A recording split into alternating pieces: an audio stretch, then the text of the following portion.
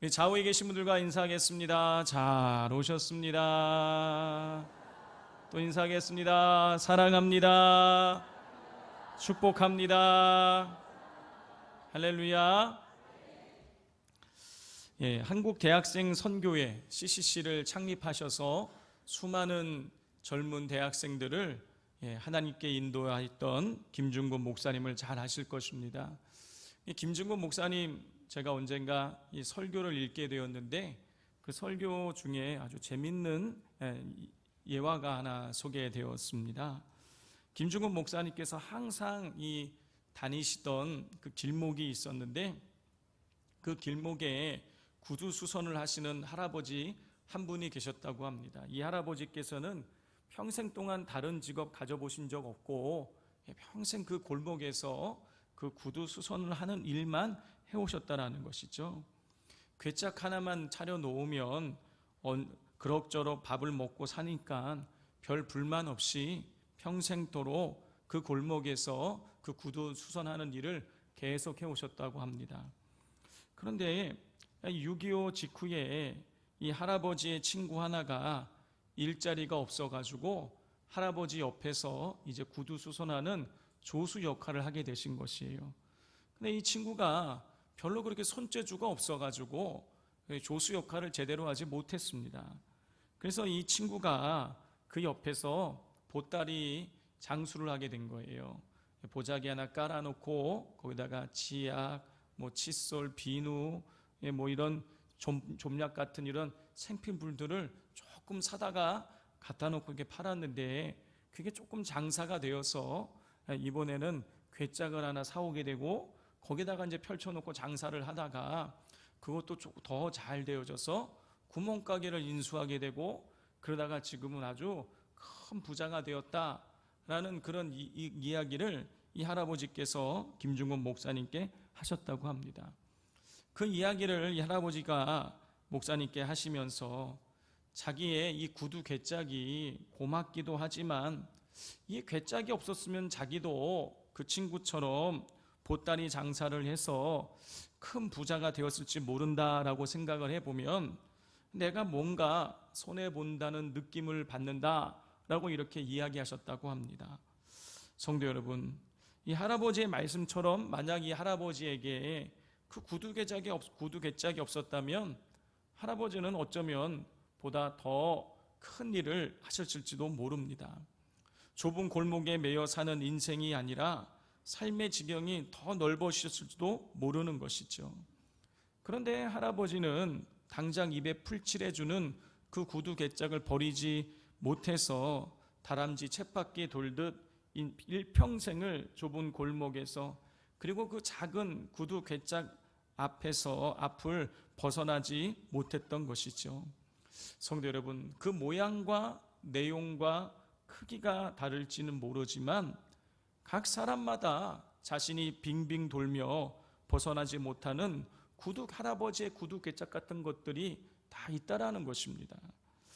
어떤 분들은 과거의 상처와 좋지 못한 기억에 매여 있는 분들이 계세요. 어떤 분들은 과거 한때 잘 나갔던 화려했던 과거에 매여 있는 분들도 계십니다. 또 어떤 분은요, 남이 나에게 던진 그 말 한마디에 일평생을 매여 사시는 분들이 계세요. 또 어떤 분들은 과거 내가 가지고 있었던 그런 지식과 경험에 의존해서 평생 거기에서 벗어나지 못하는 분들도 계시다라는 것이죠. 이렇게 우리가 이 할아버지의 구두 괴짝과 같은 것에 우리 인생이 매여 있으면 단 한 발자국도 우리가 인생을 앞을 향해 나아가지 못하고 늘 같은 자리를 맴돌게 된다는 것입니다. 성도 여러분, 하나님은 우리에게 크고 위대한 일을 계획하고 계시죠. 요한복음 10장 10절을 보면 도둑이 오는 것은 도둑질하고 죽이고 멸망시키려는 것뿐이요 내가 온 것은 양으로 생명을 얻게 하고 더 풍성히 얻게 하려는 것이라. 예수님께서는요, 당신께서 이 땅에 오신 이유가 뭐냐면 양으로 생명을 얻게 하고 더 풍성히 얻게 하기 위해서라는 거예요. 예수님은 우리의 삶을 풍성하게 만들기 위해서 이 땅 가운데 오셨습니다. 그런데 우리가 우리 인생을 그 구두 개짝과 같은 것에 메어 놓게 되면 하나님께서 원하시는, 예수님께서 원하시는 풍성한 삶을 살아갈 수 없게 된다는 것입니다. 우리 인생을 묶어놓고 있는 그 구두 개짝과 같은 것을 치워내야 되는 것이에요. 그래야 우리에게 크고 위대한 일을 계획해 놓으신 하나님의 크신 뜻을 이루며 살아갈 수가 있게 되어지는 것입니다.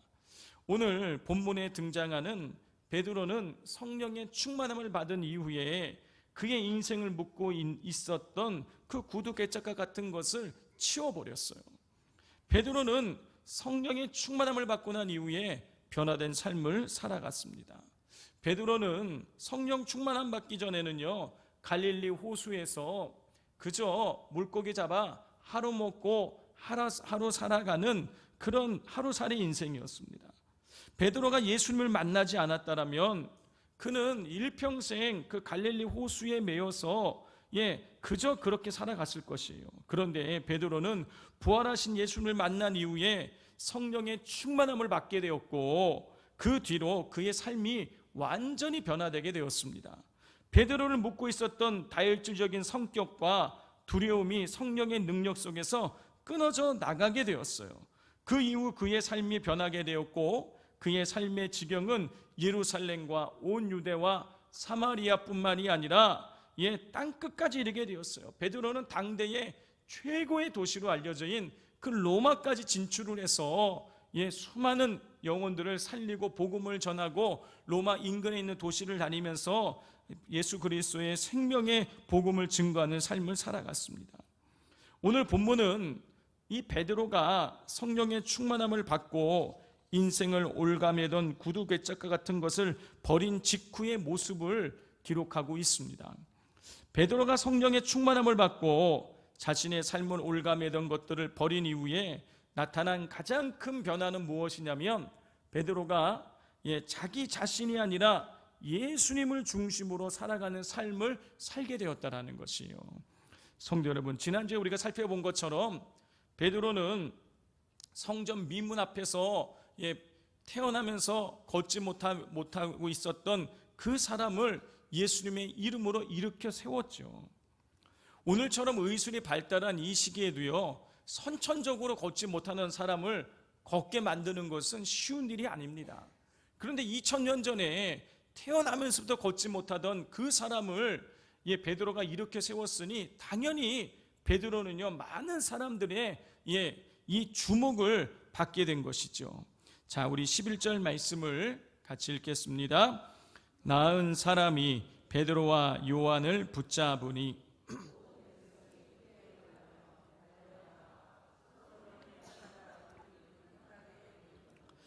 베드로가 예수님의 이름으로 걷지 못하던 사람을 걷게 만들자 두 가지 일이 일어나게 되었어요. 첫 번째는 먼저 걷지 못하다가 걷게 된 그 당사자가 베드로와 요한을 붙잡았어요. 11절을 보면 나은 사람이 베드로와 요한을 붙잡으니 이렇게 되어 있어요. 자, 여기서 이 붙잡으니라고 번역된 크라툰토스라는 이 헬라어는요, 이 마태복음 14장 2절에도 3절에도 사용이 되고 있는데 마태복음 14장 3절을 보면 이 헤롯 왕이 세례 요한을 체포하여서 감옥에 가두는 장면이 나와요. 그 감옥에 가두는 것, 그게 크라툰토스예요. 그러니까 이 걷지 못하게 됐던 사람이 걷게 된 이 사람이 이 베드로를 붙잡았다라는 건요, 그냥 잠깐 손을 잡았다, 옷을 잡았다 이 정도가 아니라 베드로가 정말 꼼짝할 수 없을 만큼 강하게 베드로를 붙잡았다라는 거. 왜 그런 것입니까? 베드로가 자기를 고쳤다고, 걷게 만들었다고 믿었기 때문인 거예요. 자, 그리고 또 두 번째로 이 11절에 보면 모든 백성이 크게 놀라면서 솔로몬 행각으로 모여들었어요. 자, 이 분명히 걷지 못하던 사람이 베드로로 인해서 걷게 된 것을 눈으로 본 사람, 그리고 그 소문을 들은 사람들이 삽시간에 솔로몬의 행각으로 모여든 것입니다. 이 솔로몬의 행각은요, 무슨 어떤 단독 건물이 아니라 이 성전으로 들어가는 이 통로를 나타내는 것입니다. 여러분 한번 생각을 해 보십시오. 지금 베드로가 걷지 못하던 사람을 걷게 만들었고, 걷게 된 사람은 베드로를 꼭 붙들고 있고, 이런 상황에서 수많은 사람들이 이 베드로를 보기 위해서 베드로를 주변을 둘러싸고 있는 거예요. 베드로를 보기 위해서 구름대처럼 달려든 것입니다. 성도 여러분, 만약에 우리 성도님들께서 그런 상황에 베드로시라면 여러분 어떤 느낌을 받으시겠습니까? 여러분 보통 사람이라면 당연히 목에 힘이 들어가고 우쭐한 마음이 들게 돼 있어요. 베드로가 성령의 충만함을 받기 전이라면 당연히 베드로도 자기를 추앙하는 사람들 앞에서 자기 자신을 드러내며 사람들의 높임을 받고 기뻐했을 것이에요. 그런데 베드로는요, 성령의 충만함을 받은 사람이었어요. 그렇기 때문에 보통 사람들이 보이는 반응과는 다른 반응을 보였습니다. 우리 12절 말씀을 같이 읽겠습니다. 베드로가 이것을 보고 백성에게 말하되 이스라엘 사람들아, 이 일을 왜 놀랍게 여기느냐? 우리 개인의 권능과 경건으로 이 사람을 걷게 한 것처럼 왜 우리를 주목하느냐? 베드로는 놀라운 기적을 보고 몰려든 사람들에게 두 가지 질문을 했습니다. 첫 번째는 이 일을 왜 놀랍게 여기느냐? 이 얘기는 무슨 뜻입니까? 베드로에게는 이 일이 놀라운 일이 아니라는 거예요. 이 일은 베드로에게 있어서 당연한 일이라는 것입니다. 자, 두 번째 질문은 뭐냐면 왜 우리를 주목하느냐라는 거예요. 우리가 이 사람을 걷게 한 것처럼 왜 우리를 주목하느냐라고 또 질문을 합니다. 여러분, 이 얘기는 무엇입니까? 베드로는요, 왜 우리를 주목하느냐? 우리가 낫게 한 것처럼 왜 우리를 주목하느냐? 이 얘기는 뭐예요? 우리를 주목하지 말라 이거예요. 우리가 고친 게 아니라는 것입니다. 여러분, 베드로는요, 자기가 주목받는 것을 전혀 원치 않았어요. 그러면 베드로가 진짜 원하는 것은 무엇이었을까요? 그것은 왜 우리를 주목하느냐라는 이 말 뒤에 베드로가 한 말을 보면 알 수가 있어요. 베드로는요, 왜 우리를 주목하느냐라고 질문한 다음에 이어서 바로 이런 이야기를 합니다. 우리 13절부터 15절까지를 우리 교독해 보겠습니다. 아브라함과 이삭과 야곱의 하나님 곧 우리 조상의 하나님이 그의 종 예수를 영화롭게 하셨느니라. 너희가 그를 넘겨주고 빌라도 놓아주기로 결의한 것을 너희가 그 앞에서 거부하였으니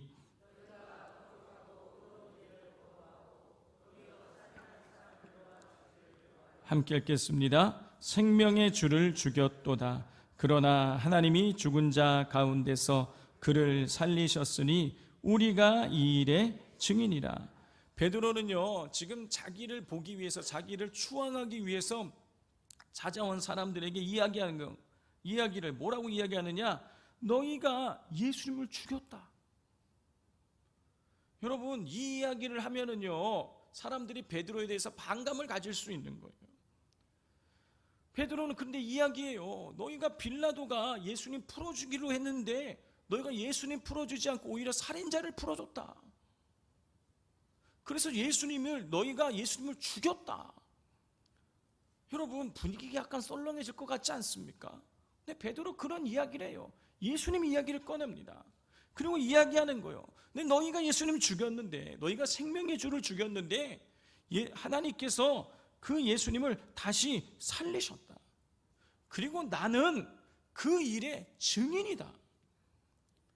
베드로는요, 지금 자기를 추앙하기 위해서 몰려온 사람들에게 조금 베드로에 대해서 반감을 가질 수 있는 예수님 이야기를 꺼냅니다.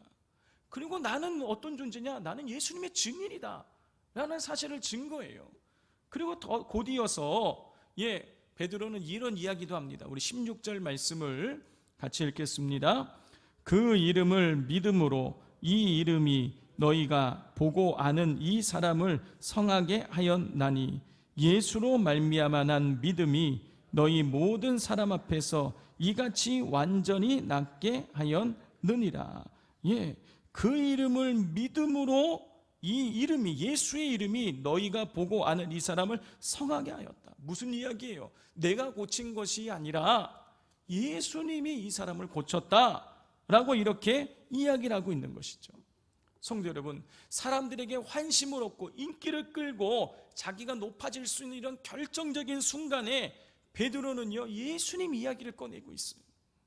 철저히 자기는 가리고 예수님을 드러내고 있어요. 나는 예수님의 증인이라는 거예요.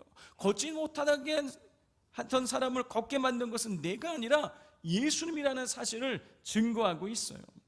여러분, 이 장면에서 우리는 베드로가 뭘 원하는지를 알 수 있죠. 뭘 원하고 있는 것입니까? 자기가 드러나는 것이 아니라 예수님이 드러나기를 원하고 있는 것이에요.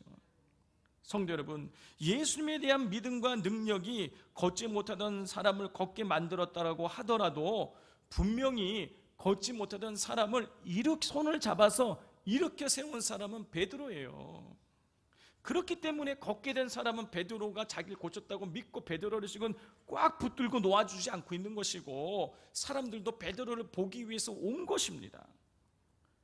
따라서 베드로는요, 몰려든 그 수많은 사람들 앞에서 얼마든지 자기 자신을 높이고 자랑하고 사람들의 시선을, 이목을 집중시킬 수가 있었어요. 그런데 베드로 그렇게 하지 않고 있습니다. 베드로는 왜 우리를 주목하느냐 하면서 철저히 자기는 가리고 예수님을 증거하며 예수님만을 드러내고 자랑하고 있어요. 성도 여러분, 이러한 베드로의 모습을 보시면서 어떤 생각이 드십니까? 혹시 그렇게 자기 자신은 철저히 가리고 예수님만 드러내면 그게 행복한 일이냐? 자기 자신을 드러내지 않는 인생은 불행한 것이 아니냐? 이런 생각을 혹시 하고 계시지는 않으십니까? 여러분, 이런 질문은요, 모든 것을 상대화시키고 있는 포스트 모더니즘 시대를 살아가고 있는 사람들에게 있어서는요, 당연히 나오는 질문이에요. 여러분, 오늘날 사람들은요, 주변 사람들의 눈치를 보지 않습니다. 왜냐하면 모든 것이 상대화됐기 때문에, 너도 옳지만 나도 옳다라고 생각을 하기 때문에요, 여러분, 더 이상 남의 나를 어떻게 평가하는지 사람들 중요하게 생각하지 않아요.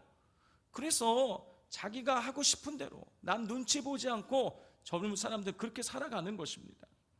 예전에는 직장 생활할 때에 직장에 있는 사람들에게 좋은 평가 받아야 하니까 남들보다 일찍 출근하고 남들보다 늦게 퇴근하는 게 그게 미덕이었어요. 퇴근하고 싶어도 직장 상사가 퇴근하지 않으면 퇴근하지 않았습니다.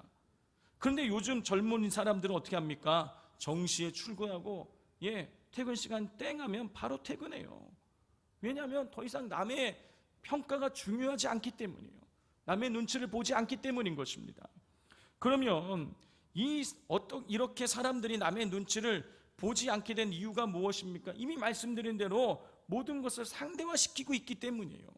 그리고 또 한 가지 이유가 있는데 뭐냐면, 오늘날 사람들은요, 자기가 하고 싶은 대로 하는데 그 이유가 뭐냐면 자기 자신을 가장 소중하게 생각하기 때문이에요. 그 어떤 시대보다도 오늘날 사람들은요, 자기 자신을 너무너무 귀하게 생각해요. 성도 여러분, 예전에는요, 자기 부서에, 자기가 속한 부서 그 공동체를 위해서 희생하는 게 미덕이었어요. 그러나 요즘은요, 자기 자신을 너무나도 소중하게 생각하기 때문에 자기가 공동체로 인해서 피해를 보는 일이 생기면 그걸 견디지 못합니다. 절대로 공동체를 위해서 자기를 희생하지 않아요. 공동체로 인해서 자기의 삶이 방해받거나 제약되거나 그러기를 원치 않습니다.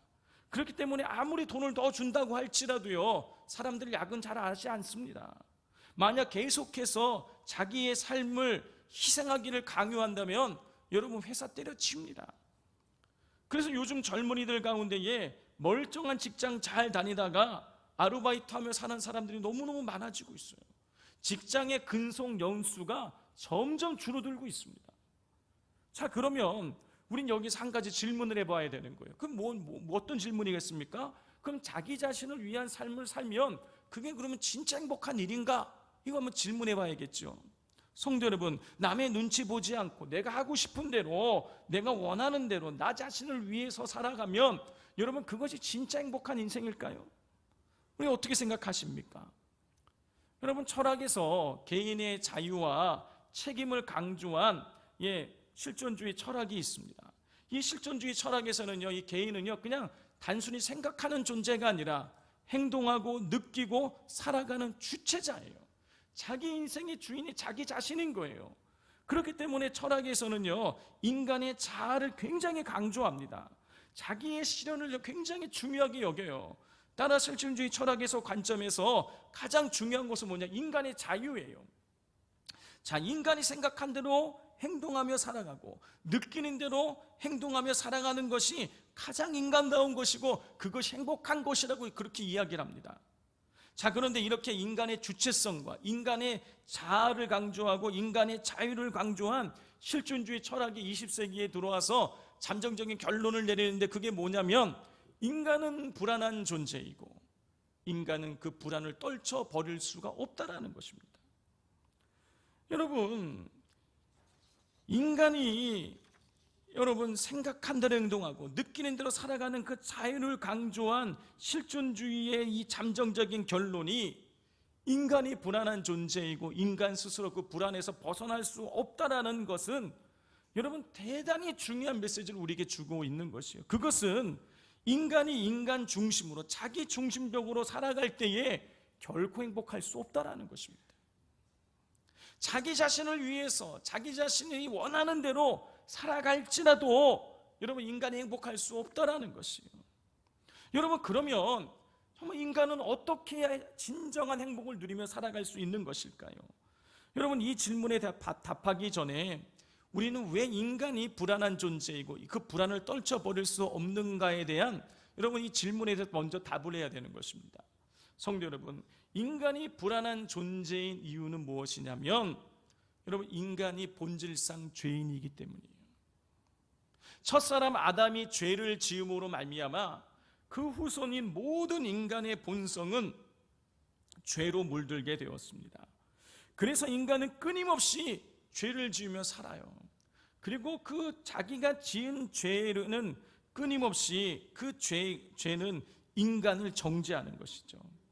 여러분, 가끔씩 뉴스를 보면 여러분 그 큰 죄를 짓고 숨어 살던 사람들이 경찰이 찾을 수가 없어가지고 10년이 넘게 숨어 살던 사람들이 어느 날 갑자기 제 발로 경찰서를 찾아와서 자수를 하는 것을 우리가 보게 됩니다. 여러분, 그런데 이 사람들이 그렇게 자수를 해서 왜 자수를 했냐라고 그렇게 기자가 질문하면 대답이 한결같아요. 그건 뭐냐면 죄를 짓고 숨어 사는 것이 너무너무 괴로웠다는 거예요. 이 죄가 자기 자신을 정죄하는 것이죠. 양심의 가책을 계속 주는 거예요. 그래서 너무너무 괴로워서 자수를 할 수밖에 없노라고 그렇게 고백을 하는 것이죠. 여러분, 이들의 증언이 보여주는 것이 무엇입니까? 죄가 인간을 정죄하고 죄가 인간을 괴롭게 한다는 것이에요. 그렇기 때문에 본질상 죄인이고 죄를 끊임없이 짓는 인간은 여러분 그 죄로 인해서 불안하고 두려운 삶을 살아갈 수밖에 없는 것이죠. 그러면 여러분, 인간이 그 불안에서 두려움에서 벗어나는 방법은요, 죄의 문제를 해결하면 되는 거예요. 그런데 문제는 뭐냐? 인간 스스로 그 죄의 문제를 해결할 수 없다는 것입니다. 여러분, 일평생 동안 산사에 갇혀서 돌을 닦았던 성철 스님, 그 성철 스님이 죽기 전에 남긴 말이 뭐냐면 내 죄가 수미산보다 크다라는 거예요. 여러분, 수미산은요 불교의 이상향에 있는 굉장히 큰 산을 말하는 거예요. 그런데 평생 동안 산사에 갇혀서 돌을 닦았던 이 성철 스님, 그 어떤 사람들보다도 선하고 착한 삶을 살았던 성철 스님의 고백이 뭐냐? 죄가 수미산보다 크다라는 거예요. 이건 뭘 말해주는 것입니까? 인간이 아무리 노력을 해도, 인간이 아무리 선하게 살아도 인간의 힘으로는 죄의 문제를 해결할 수 없다는 거예요. 여러분, 그렇기 때문에 인간은요 끊임없이 죄로 인하여서 짓눌리고 억압을 당하고 정죄를 당하면서 여러분 불안한 삶, 불행한 삶을 살아갈 수밖에 없는 것이죠. 여러분, 인간이 불행한 이유, 인간이 불안한 이유, 그리고 인간이 그 불안을 떨쳐버릴 수 없는 이유는 인간이 죄인이고 인간이 죄의 문제를 해결할 수 없기 때문인 것이에요. 그렇기에 실존주의 철학자들이 인간을 그렇게 연구했는데 인간이 불안하고 인간이 그 불안을 떨쳐버릴 수 없는 존재임을 고백하지 않을 수가 없었던 것이에요. 따라서 여러분, 인간이 행복해지는 방법은 죄의 문제를 해결하고 죄의 정죄로부터 벗어나는 것이에요. 그런데 인간은 이 일을 할 수가 없어요. 여러분, 이 죄의 문제를 해결해 주신 분이 누구십니까? 예수 그리스도죠. 예수님께서 인류의 모든 죄를 짊어지시고 십자가에 달려 죽으셨어요. 인간의 죄를 짓고 이 십자가에 달려 죽어야 되는데 예수님이 대신 인간 대신에 십자가에 달려 죽으심으로 죄의 문제를 해결해 주셨어요. 이거는 예수님께서 십자가에 달려 하신 말씀을 보면 우리가 알 수 있죠. 예수님이 십자가에 달려서 뭐라고 말씀하셨습니까? 다 이루었다. 테텔레스타이, 그 뜻이 무엇입니까? 빚을 갚다, 완불하다, 이런 뜻이에요. 예수님께서는요, 인류의 죄를 짊어지시고 십자가에 오르신 예수님께서 내가 인간의 너희들의 죄값을 내가 다 치루었다고 선언하고 죽으셨어요. 여러분, 예수님이 인류의 죄의 문제를 해결해 주신 것이에요. 그렇기 때문에 여러분, 이 예수님을 믿으면 인간을 불안하게 만들고 인간을 불행하게 만드는 모든 죄의 정죄로부터 인간은 자유함을 얻고 영생에 이르게 되는 것이죠. 그렇기에 사도 바울은 이런 선언을 하는 것입니다. 로마서 8장 1절 2절, 우리 자막을 보고 다 같이 함께 읽겠습니다. 시작.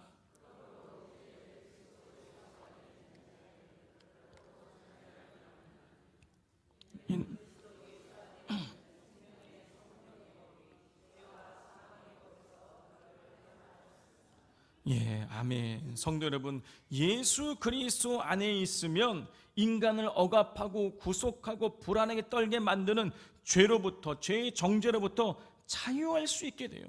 왜냐하면 예수님께서 인간을 불안에 떨게 만드는 죄의 문제를 십자가에서 해결하셔서 죄와 사망의 법에서 우리를 해방시키셨기 때문인 것입니다. 따라서 인간은 예수 그리스도 안에 있을 때, 죄의 문제를 해결해 주신 예수 그리스도 안에 있을 때 여러분, 진정한 행복을 누릴 수 있는 것이에요. 자, 그렇기에 베드로는요, 사람들에게 추앙받을 수 있는 순간에도 자기 자신을 드러내지 않고 예수님을 증거하고 예수님을 높였던 것이에요. 사람들의 추앙 필요 없어요. 예수 안에 주어지는 기쁨이 더 크기 때문인 것이죠. 그렇게 베드로는요, 철저하게 자기는 가리고 예수님만 높였던 것입니다. 성도 여러분, 우리의 죄로 물든 옛 자아는요, 예수님의 십자가의 은혜로 십자가에 못 박혀 이미 죽었어요. 여러분, 우리는 새로운 피조물이에요. 새로운 피조물로서 예수님과 함께하는 삶을 살아갈 때에 여러분, 우리는 이 세상에 누릴 수 없는 기쁨과 행복과 자유를 우리는 누리며 살아갈 수 있게 되어지는 것입니다. 예수 안에 기쁨이 있고 예수 안에 행복이 있는 것이에요. 그러므로 날마다 여러분 깨어서 예수님과 함께하는 삶, 예수님과 동행하는 삶을 살아가시기를 주님의 이름으로 축복을 드립니다.